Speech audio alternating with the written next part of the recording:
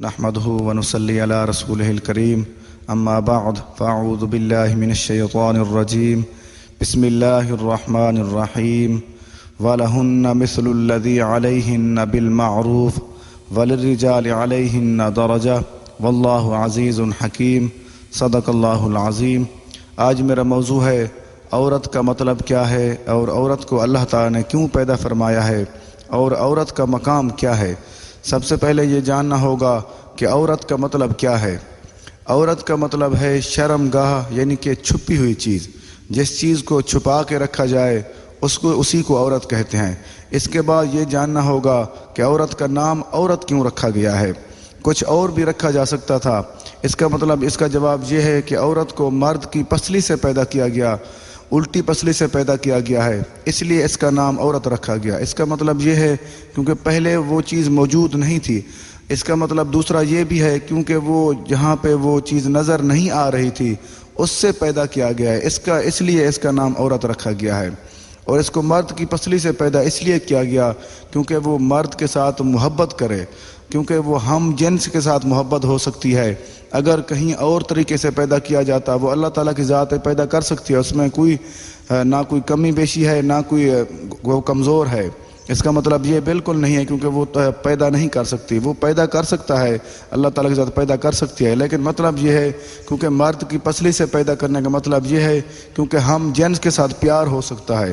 جب اسی کے جسم سے ہوگی اس کے ساتھ زیادہ پیار ہوگا۔ دوسرا، وہ سیدھی سائڈ پہ سیدھی پسلی سے پیدا کیوں نہیں کیا اور الٹی پسلی سے پیدا کیوں کیا؟ اس کا جواب یہ ہے کیونکہ اگر سیدھی پسلی سے اللہ پاک پیدا کرتا، کیونکہ اتنا لگاؤ اتنا محبت پھر بھی نہ ہوتی، کیونکہ الٹی پسلی سے پیدا اللہ پاک نے اس لیے کیا کیونکہ یہاں پہ دل ہوتا ہے۔ دل ایک ایسی چیز ہے، ایسا ایک آلہ ہے جو پورے جسم کو خون پمپ کرتا ہے، پورے جسم کو چلاتا ہے، اس لیے تاکہ دل کے ساتھ اس کو محبت انس ہو جائے، اس لیے اللہ پاک نے عورت کو پیدا کیا الٹی پسلی سے۔ اس کا آگے کچھ وضاحت کرنا چاہوں گا کیونکہ عورت کو اللہ پاک نے کیوں پیدا کیا۔ اس کے دو جواب ہیں۔ پہلا جواب یہ ہے کیونکہ اگر اللہ پاک نے مرد کے سکون کے لیے عورت کو پیدا کیا۔ اس کا دوسرا جواب یہ ہے کیونکہ اللہ پاک نے عورت کو اس لیے پیدا کیا کیونکہ اگر انسانی نسل کیسے بڑھتی اگر عورت نہ ہوتی، اس لیے اللہ پاک نے پیدا کیا تاکہ انسانی نسل کی زیادہ بڑھوتری زیادہ بڑھ سکے انسانی نسل۔ اس لیے اللہ پاک نے قرآن پاک میں ارشاد فرمایا عورت کے مقام کے حوالے سے، اللہ پاک نے فرما دیا، یہ سورۃ بقرہ آیت نمبر 228 کا کچھ حصہ جو میں نے تلاوت کیا ہے، پارہ نمبر 2، اللہ پاک نے ارشاد فرما دیا اور عورتوں کے لیے بھی مردوں پر شریعت کے مطابق ایسے ہی حق ہے جیسا ان کا عورتوں پر ہے، اور مردوں کو ان پر فضیلت حاصل ہے، اور اللہ تعالیٰ غالب حکمت والا ہے۔ پہلے کیا ہوتا تھا؟ اللہ پاک نے اس لیے ارشاد فرما دیا، پہلے لوگ کیا کرتے تھے؟ عورتوں کے ساتھ ظلم و زیادتیاں کرتے تھے اور ان کو اپنا ساتھی تصور ہی نہیں کرتے تھے۔ کچھ لوگوں نے کہا تھا، افلاطون نے کہا تھا، ایک استعمال کرنے کی چیز اسے استعمال کرو اور پھینک دو۔ اللہ پاک نے اس کا رد اللہ پاک نے قرآن پاک میں ارشاد فرما دیا کیونکہ یہ مردوں پر، عورتوں کے لیے بھی مردوں پر شریعت کے مطابق ایسے ہی حق ہے جیسا ان کا عورتوں پر۔ اللہ پاک نے فرما دیا جیسے عورتوں کے حقوق ہیں، جیسے مردوں کے حقوق ہیں ویسے ہی عورتوں کے حقوق ہیں۔ آگے فرما دیا کہ ان کے اوپر فضیلت ہے۔ فضیلت اس لیے دی کیونکہ مرد کو اللہ پاک نے حاکم بنایا، عورت کو محکومہ بنایا۔ محکومہ بنانے کا مطلب یہ بالکل ہی نہیں ہے کیونکہ وہ غلام ہے، اس کا مطلب یہ ہے کہ وہ ساتھی ہے۔ محکومہ اس لیے بنایا کیونکہ اس نے گھر میں رہنا ہوتا ہے، کیونکہ اس کو پردے کا حکم دیا گیا، کیونکہ وہ شرم گاہ ہے، وہ چھپی ہوئی چیز ہے، اس کو چھپایا جاتا ہے، اس لیے اللہ پاک نے فرما دیا کیونکہ وہ محکومہ اس لیے بنی کیونکہ اس نے گھر میں رہنا ہے۔ دوسرا کام کیا ہے؟ اس نے پورے گھر کا خیال کرنا ہوتا ہے۔ اتنی حقیری نہیں ہوتی کیونکہ اس نے پورے گھر کو سنبھالنا ہوتا ہے، کیونکہ بہت زیادہ کافی دفعہ ایسے ہوتا ہے، بہت زیادہ سمجھدار عورتیں ہوتی ہیں وہ پورے گھر کے نظام کو سنبھالتی ہیں، یا کافی دفعہ ایسے ہوتا ہے کسی کے خامند فوت ہو جاتے ہیں، دنیا سے چلے جاتے ہیں، پھر وہ کیا کرتے ہیں کہ پورے بچوں کی پرورش بھی کرتی ہیں اور بچوں کی تربیت بھی کرتی ہیں۔ اس کا کوئی بندہ یہ نہ سوچ لے کیونکہ وہ ناقص عقل ہے۔ ناقص عقل ہونے کا مطلب یہ ہے کیونکہ مرد کے مقابلے کے برابر نہیں ہے، کیونکہ مرد سے کم ہے اس کی شان اس لیے اللہ پاک نے کم رکھی کیونکہ اگر وہ برابر شان ہوتی تو وہ ایک دوسرے کے ساتھ کیسے رہ سکتے؟ اللہ پاک نے اس لیے ایک کو فضیلت دی، ایک کو تھوڑا سا کم بنایا، کیونکہ اس لیے تاکہ وہ پیار محبت کے ساتھ رہ سکیں۔ آگے کیا ہوتا ہے کہ عورت 4 مراحل سے گزرتی ہے۔ سب سے پہلا مرحلہ کون سا ہے؟ اگر اللہ نہ کرے یہ عورت، پہلے یہ میں عرض کر دوں، اگر اللہ نہ کرے عورتیں نہ ہوتی کہ ہم مرد کہاں جاتے؟ مرد ہم جنگلوں سے، جنگلی جانوروں سے بھی بدتر ہوتے، کیونکہ ہمارا کوئی ٹھکانہ نہ ہوتا، ہمارا کوئی گھر نہ ہوتا۔ اللہ پاک ہمارے اوپر کتنا بڑا کرم ہوا، کیونکہ عورت کو پیدا کیا اور ہمارے گھر بنے اور ہمارے بچے بنے، اور ایک بہترین فیملی گھر عورت کی وجہ سے بن سکتا ہے۔ آگے کچھ وضاحت کرنا چاہوں گا، کیونکہ عورت 4 مراحل سے، کتنے مراحل سے گزرتی ہے؟ عورت 4 مراحل سے گزرتی ہے۔ سب سے پہلا مرحلہ کون سا ہوتا ہے؟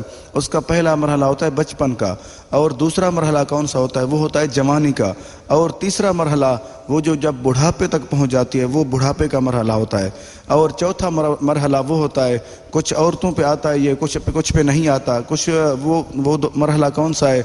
وہ یا بیوہ ہو جاتی ہیں یا مطلقہ، وہ طلاق یافتہ ہو جاتی ہیں۔ وہ عورت کے لیے بہت مشکل مرحلہ ہوتا ہے۔ اس کے لیے کیا ہے؟ اللہ پاک نے کتنا پیارا ارشاد فرما دیا۔ پہلے کیا ہوتا تھا؟ یہ پہلے میں تھوڑا سا عرض کر دوں بچی کے حوالے سے۔ جب عورت کا بچپن کا مرحلہ ہوتا ہے، اس وقت کیا صورتحال ہوتی ہے؟ پہلے یہ ہوتا تھا یا تو اپنی بیٹیوں کو وہ زندہ دفن کر دیتے، یا کیا کرتے اگر وہ دفن کوئی مرد، کوئی باپ نہ کرتا، ان کو ساری زندگی کوستے رہتے، تکلیفیں دیتے رہتے، مارتے رہتے، اور بیٹوں کو ان کے اوپر فضیلت دیتے، کیونکہ بیٹے ہیں یہ بہتر ہیں، تم بیٹیاں ہو تم بہتر نہیں ہو۔ اللہ پاک نے اس کا رد فرمایا۔ اللہ پاک ارشاد فرما دیا وَلَا تَقْتُلُوا أَوْلَادَكُمْ خَشْيَةَ إِمْلَاقٍ نَحْنُ نَرْزُقُهُمْ وَإِيَّاكُمْ إِنَّ قَتْلَهُمْ كَانَ خِطْئًا كَبِيرًا۔ اللہ پاک ارشاد فرما دیا سورۃ بنی اسرائیل آیت نمبر 31 پارہ نمبر 15۔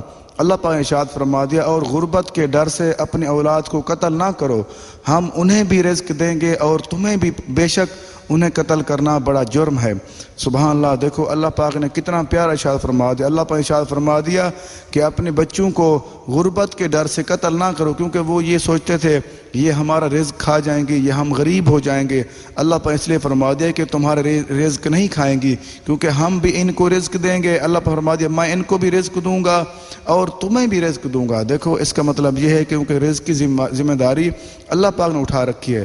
کوئی بندہ، اگر کوئی بھی مرد یا کوئی عورت اس چیز کو، یہ چیز سوچ لے ہماری بیٹی ہے یا بیٹے ہیں یہ ہمارا روزی کھاتی ہے، ہمارے یہ چیزیں کھا لیں گی، یا رزق ہم سے یہ چھین لیں گی، یا یہ اپنا حصہ لے لیں گی، اس کا مطلب ہرگز نہیں ہے۔ اس کا مطلب یہ ہے کیونکہ اللہ پاک نے فرما دیا، گارنٹی دے دی، کیونکہ ان کو بھی رزق میں دوں گا اور تمہیں بھی رزق دوں گا۔ آگے فرما دیا اور اپنی اولاد قتل کرنا بڑا جرم ہے۔ اللہ پاک فرما دیا اگر جو انسان اپنے اولاد کو قتل کرتا ہے رزق کی وجہ سے یا ویسے ہی قتل کرتا ہے وہ بڑا مجرم ہوتا ہے، اللہ تعالیٰ کی بارگاہ میں جواب دہ ہوگا۔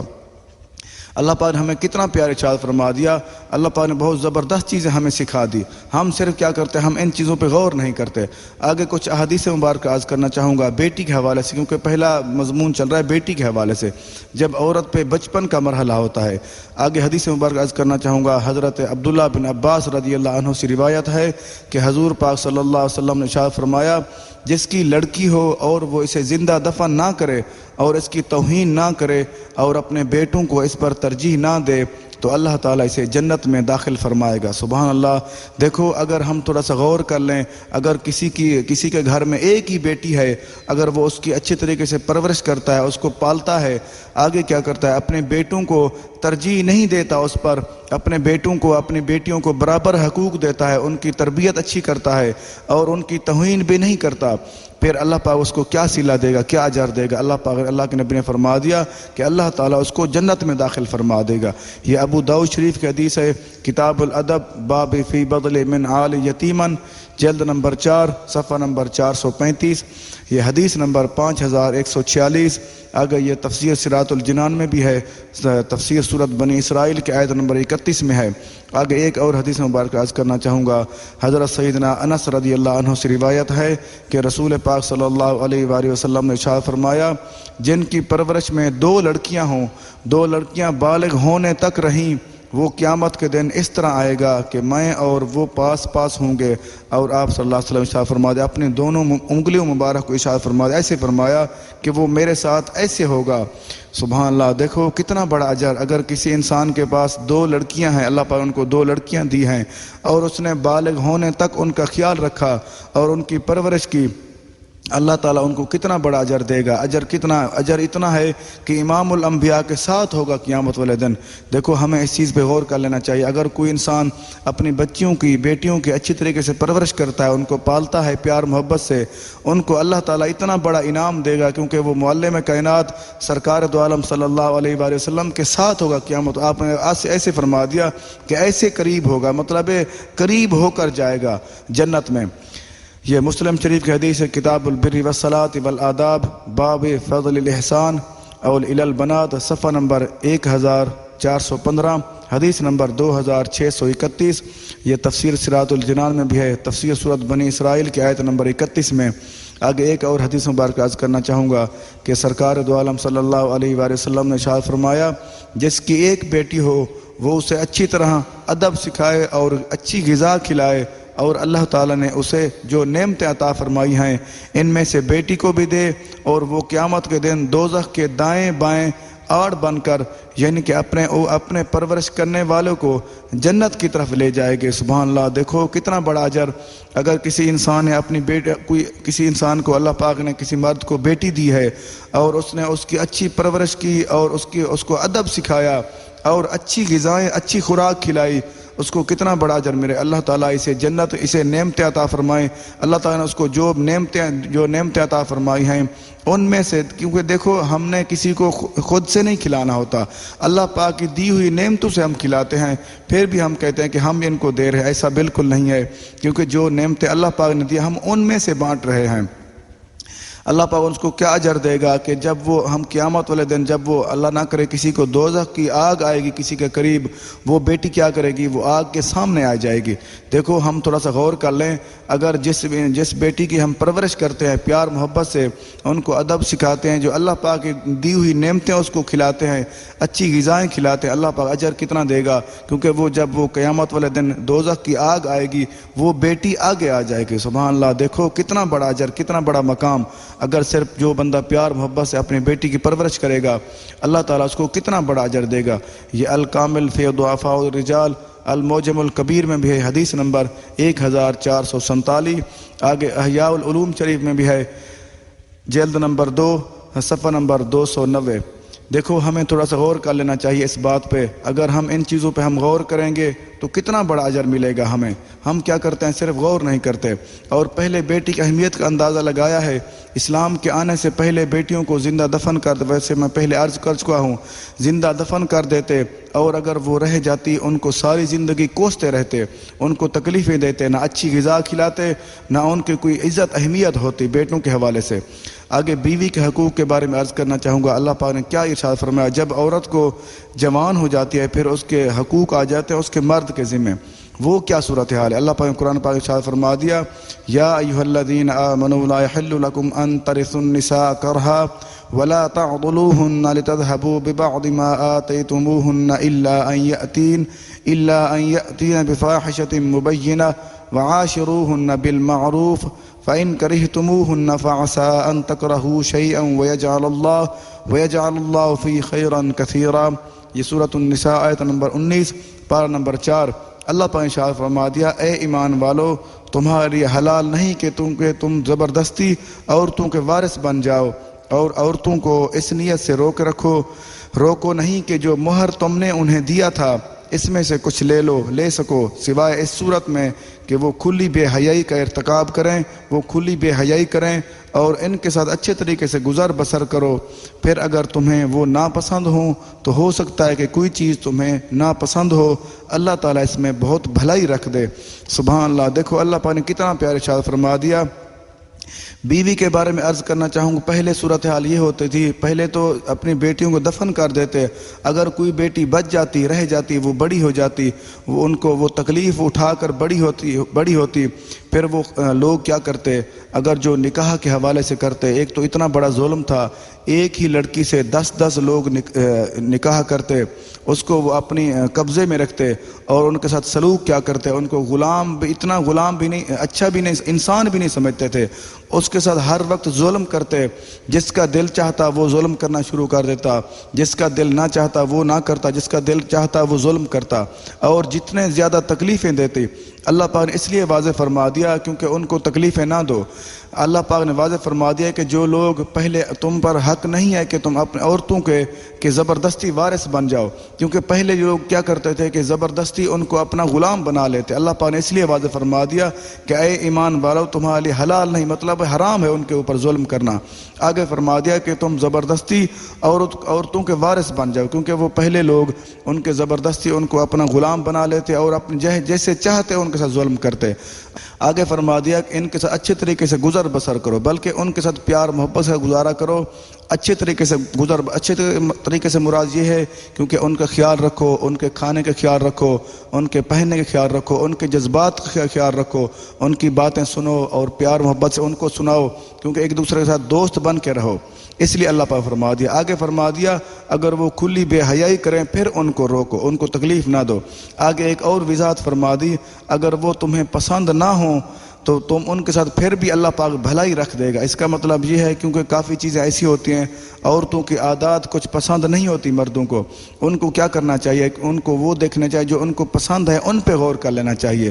اس کا مطلب یہ ہے کہ عورت کیونکہ کمزور ہے، ناقص العقل ہے، اس کے ساتھ گزارا کرنا چاہیے، اس کو یہ نہ ہو کہ اس کے ختم کر دیں، اس کے ساتھ چلنا چاہیے۔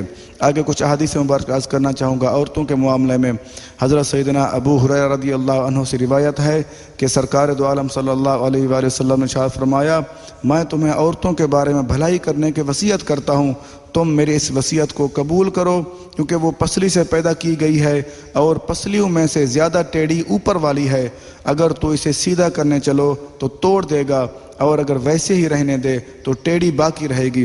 سبحان اللہ، دیکھو اللہ کے نبی نے کتنا وضاحت فرما دیا۔ آپ نے فرما دیا کہ تم کو عورتوں کے بارے میں بھلائی کرنے کا حکم دیتا ہوں، نصیحت کرتا ہوں کہ تم میری وصیت قبول کرو، کیونکہ وہ عورت کی مثال فرما دی، عورت پسلی سے پیدا کی گئی ہے اور اوپر والی پسلی سے پیدا کی گئی ہے، کیونکہ اوپر والی پسلی سب سے زیادہ ٹیڑھی ہوتی ہے۔ آپ نے اس لیے واضح فرما دی کیونکہ اگر ٹیڑھی کو آپ سیدھا کرنے لگو وہ ٹوٹ جائے، کیونکہ وہ قدرتی طور پہ بنی ہوئی ٹیڑھی ہے۔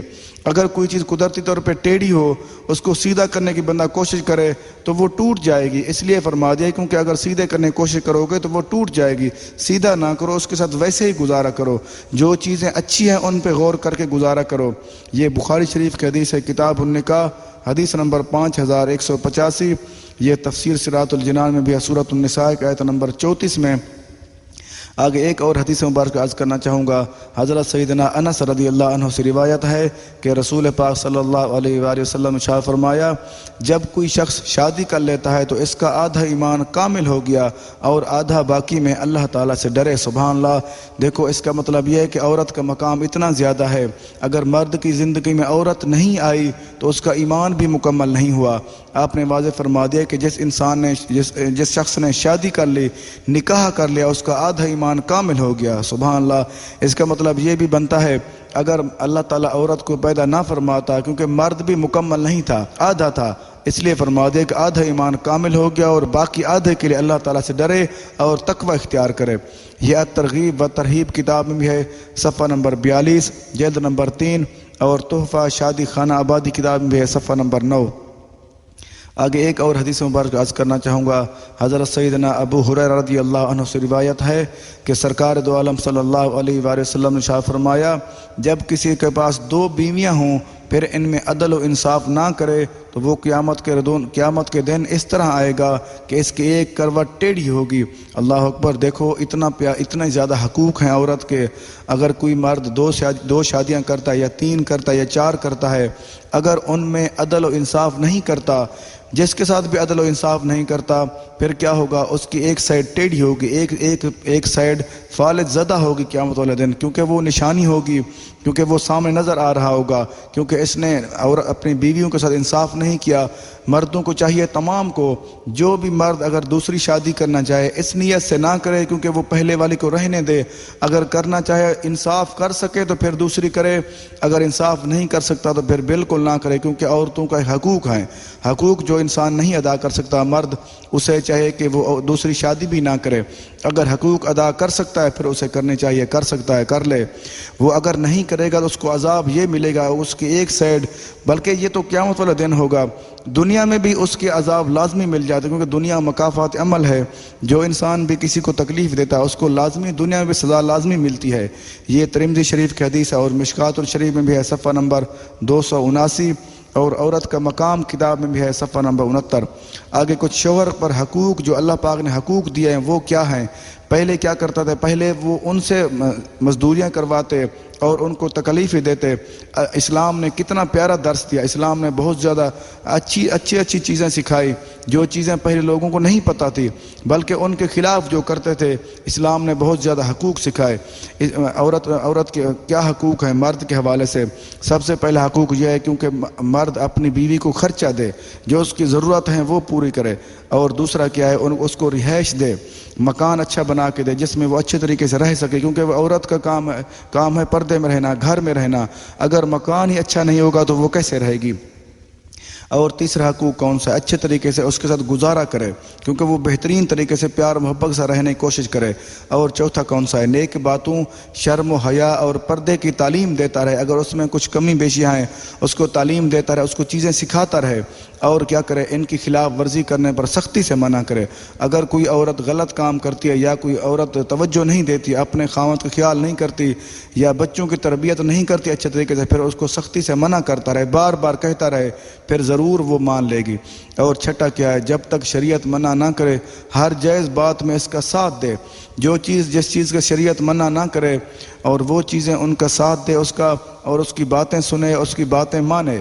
جس میں شریعت منع کرتی ہے وہ باتیں بالکل نہ مانے، جس سے شریعت منع نہیں کرتی وہ باتیں مانے۔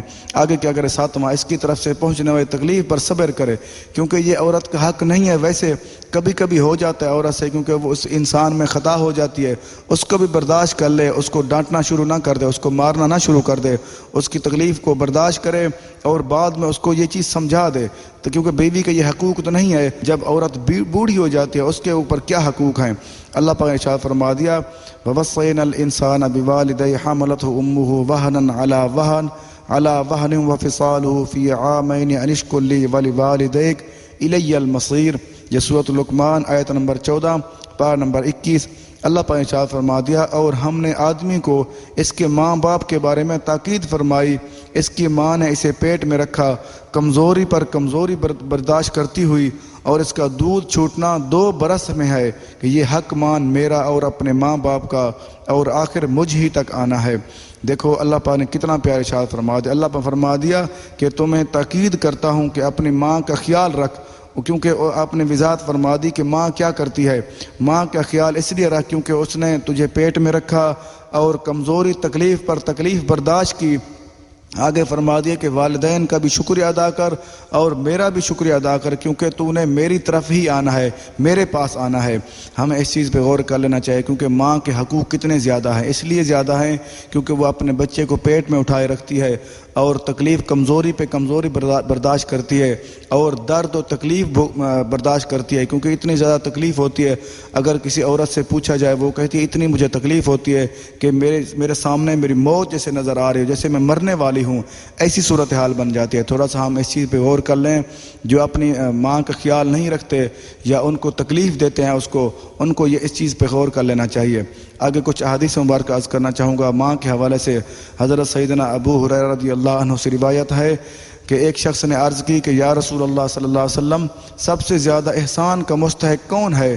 تو آپ صلی اللہ علیہ وسلم ارشاد فرمایا تمہاری ماں ہے، اور اس نے پھر پوچھا، پھر فرمایا تمہاری ماں ہے، اور پھر پوچھا، پھر بھی فرمایا تمہاری ماں ہے، اور جب پھر پوچھا پھر فرمایا تمہارا باپ ہے۔ اس کا مطلب یہ ہے کہ 3 مرتبہ پوچھنے سے آپ نے فرما دیا کہ تمہاری ماں احسان کے مستحق، کیونکہ وہ ایک کمزور ہوتی ہے عورت، کیونکہ وہ اس کا اور خیال کرنے والا کوئی نہیں ہوتا، اگر ہوتا بھی ہے وہ خامد بھی بوڑھا ہو جاتا ہے، پھر اس کے بچے ہو جاتے ہیں، بچے ہوتے ہیں جب ان کو خیال کرنا چاہیے، بیٹوں کو، کیونکہ بیٹیاں تو شادی کر جاتے ہیں، ان کو شادی کر دی جاتی ہے ان کی، بیٹوں کا سب سے زیادہ حق ماں کا ہے، ماں کی خدمت کا، احسان کا ہے۔ باقی اگر وہ حکم کی بات کی جائے وہ حکم باپ کا مانا جاتا ہے، اگر اسلام نے یہ حکم دیا ہے کہ باپ کا حکم مانا جائے، ترجیح دی جائے۔ احسان کا مطلب یہ ہے کیونکہ خدمت اس کی کرنی ہوتی ہے، کیونکہ وہ کمزور ہوتی ہے، وہ کہیں جا نہیں سکتی۔ پھر فرمایا کہ تمہارا باپ، اس کا مطلب یہ ہے کہ احسان جب وہ خدمت کی بات آ جائے وہ ماں کی کرنی چاہیے، جب ادب کی بات آ جائے پھر وہ والد کا کرنا چاہیے۔ یہ بخاری شریف کتاب الادب باب من حق النساء حدیث نمبر 5971۔ یہ تفسیر صراط الجنان میں بھی ہے، تفسیر سورۃ لقمان آیت نمبر 14 میں بھی ہے۔ آگے ایک اور حدیث مبارکہ عرض کرنا چاہوں گا۔ حضور پاک صلی اللہ علیہ وسلم نے ارشاد فرمایا، اگر میں اپنے والدین کو یا دونوں میں سے ایک کو پاتا اس حال میں کہ میں نماز شروع کر کے سورۃ فاتحہ کو پڑھ رہا ہوتا کہ میری والدہ مجھے بلاتی اے محمد صلی اللہ علیہ وسلم، تو میں ان کو جواب دیتا۔ دیکھو کتنا پیارا ارشاد فرما دیا، اگر میں، آپ نے خود ارشاد فرما دیا، اگر میں نماز پڑھ رہا ہوتا، اگر سورۃ فاتحہ کی تلاوت بھی کر رہا ہوتا، اگر مجھے میری ماں آواز دیتی تو میں پھر بھی جواب دیتا۔ دیکھو ہمیں بھی اس چیز پہ غور کر لینا چاہیے، اگر کبھی والدین کو پتہ نہ ہو کہ وہ نماز پڑھ رہا ہے، کیونکہ والدین کو اگر پتہ ہو تو وہ لازمی نہیں بلائیں، کیونکہ ان کو پتہ ہوگا وہ نماز پڑھ رہا ہے۔ اگر ان کو پتہ نہیں ہے، یہ مسئلہ عرض کر دوں، اگر کسی کو پتہ نہیں، کسی کے والدین کو کہ نماز پڑھ رہا ہے، سب اگر وہ بلاتے ہیں پھر لازمی جواب دینا چاہیے۔ یہ کنز الامال میں بھی ہے، جلد نمبر 16 حدیث صفحہ نمبر 470۔ آگے ایک اور حدیث مبارک عرض کرنا چاہوں گا کہ سرکار دو عالم صلی اللہ علیہ وآلہ وسلم شاہ فرمایا، جس نے اپنی ماں کی دونوں آنکھوں کے درمیان بوسہ کیا تو وہ اس کے لیے جہنم کی آگ سے پردہ ہوگا۔ سبحان اللہ۔ دیکھو اگر کبھی ہم اپنی والدہ قریب بیٹھتے ہیں، اگر یہاں پہ کوئی بوسہ دے دیتا ہے، اس کے علاوہ فرما دیا کہ جہنم کی آگ سے پردہ ہے۔ کسی نے پیار سے بوسہ دے دیا اپنی ماں کو، وہ جہنم کے لیے اس کے لیے پردہ بن جائے گا۔ یہ کنز الامال جلد نمبر 16 صفحہ نمبر 462۔ اور جو چوتھا مقام ہے عورت کا، وہ جب طلاق یافتہ یا جو بیوہ ہو جاتے ہیں، اس کا کوئی خیال کرنے والا نہیں ہوتا، اگر کوئی والدین یا اس کا بچے خیال کرنے لگیں، اس کے لیے کتنا بڑا اجر ہے، جب وہ، کیونکہ وہ مشکل مرحلہ ہوتا ہے۔ حضرت سراقہ بن مالک رضی اللہ عنہ سے روایت ہے کہ نبی کریم صلی اللہ علیہ وسلم نے ارشاد فرمایا، میں تمہیں بڑا صدقہ کی خبر نہ دوں؟ عرض کی گئی کہ یا رسول اللہ صلی اللہ علیہ وسلم آپ رہنمائی فرمائیں، تو آپ نے ارشاد فرمایا، وہ تمہاری بیٹی جو طلاق شدہ ہو کر تمہاری طرف آئے اور اس کا آپ کے سوا کوئی کمانے والا نہ ہو، اس کو کھلانا تمہارے لیے بہترین صدقہ ہے۔ سبحان اللہ، عورت کا مقام کتنا زیادہ۔ اگر اللہ نہ کرے کسی کی بیٹی کو طلاق ہو جاتی ہے، وہ واپس اپنے والدین گھر میں آ جاتی ہے، اگر اس کے والدین یا اس کے بھائی خدمت کرتے ہیں، اس کو کھلاتے ہیں یا پہناتے ہیں، ان کے لیے آپ نے فرما دیا کہ بہترین صدقہ ہے۔ دیکھو کتنا بڑا عورت کا مقام ہے ہر مراحل میں۔ اگر بیٹی ہے پھر بھی بہت بڑا مقام ہے، اگر بیوی ہے پھر بھی بہت بڑا مقام ہے، اگر ماں ہے پھر بھی بہت بڑا مقام ہے، اگر اللہ نہ کرے کسی کو بیٹی کو طلاق ہو جاتی ہے، وہ طلاق یافتہ ہے، اس کو پھر بھی بہت بڑا مقام ملتا ہے اس کو کھلانے کا۔ اور قرآن حدیث کی روشنی میں عورت کا مقام صفحہ نمبر 28 میں بھی ہے، اور ابن ماجہ شریف میں بھی حدیث مبارکہ ہے۔ آگے کچھ واقعات عرض کرنا چاہوں گا۔ حضرت سیدنا عائشہ اما عائشہ صدیقہ رضی اللہ عنہا بیان فرماتی ہیں کہ میرے ایک دن ایک گھر میں ایک عورت اپنی 2 بیٹیوں کو لے کر مانگنے کے لیے آئی، تو میرے پاس ایک کھجور تھی، میں نے اس کو دے دی، اور اس نے کیا کیا، اس نے وہ آدھی آدھی کھجور کر کے اپنی دونوں بیٹیوں کو تقسیم کر دی، اس نے خود نہیں کھائی۔ کہ جب سرکار دو عالم صلی اللہ علیہ وسلم گھر میں تشریف لائے تو میں نے ایسی عرض کیا کہ یا رسول اللہ صلی اللہ علیہ وسلم، ایسی صورتحال ہوئی کہ عورت آئی میرے پاس اور میں نے اس کو ایک کھجور جو گھر میں موجود تھی میں نے دی، اور اس نے اپنی بیٹیوں کو تقسیم کر دی۔ تو پھر آپ نے مسکرایا، آپ نے ارشاد فرما دیا کہ جو شخص ان بیٹیوں کے ساتھ مبتلا کیا گیا، جس کو اللہ تعالیٰ نے بیٹیاں دی ہیں اور اس نے ان بیٹیوں کے ساتھ اچھا سلوک کیا، اور یہ بیٹیاں اس کے لیے جہنم سے پردہ آڑ بن جائیں گے۔ اللہ اکبر۔ دیکھو کتنا بڑا مقام آپ نے ارشاد فرما دیا کہ جس کو اللہ پاک نے بیٹیاں دی ہیں اور اس نے ان کی خدمت کی ہے، اللہ تعالیٰ اس کو کیا اجر دے گا کہ جہنم کی آڑ بن جائیں گی، وہ آگے پردہ بن جائیں گے۔ جہنم کی آگ، اس کا مطلب یہ ہے کہ اس تک نہیں پہنچ سکے گی، اس کو جہنم میں نہیں ڈالا جائے گا۔ یہ مشکات شریف جلد نمبر 2 صفحہ نمبر 421، اسلام میں عورت کا مقام کتاب میں ہے، صفحہ نمبر 61۔ آگے ایک اور واقعہ عرض کرنا چاہوں گا۔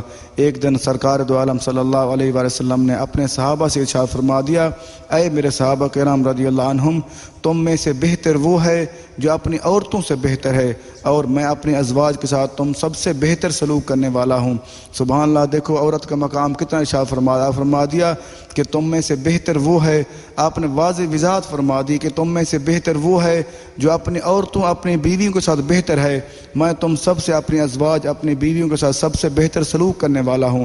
دیکھو ہمیں یہ بھی پیغام دے دیا گیا، اگر ہم اپنی عورتوں سے اچھا سلوک کرنے والے ہیں کیونکہ ہم بہتر انسان ہیں، اگر ان کو تکلیف دینے والے، ان کو اچھا رویہ نہیں کرنے والے، پھر ہم بہتر انسان نہیں ہیں۔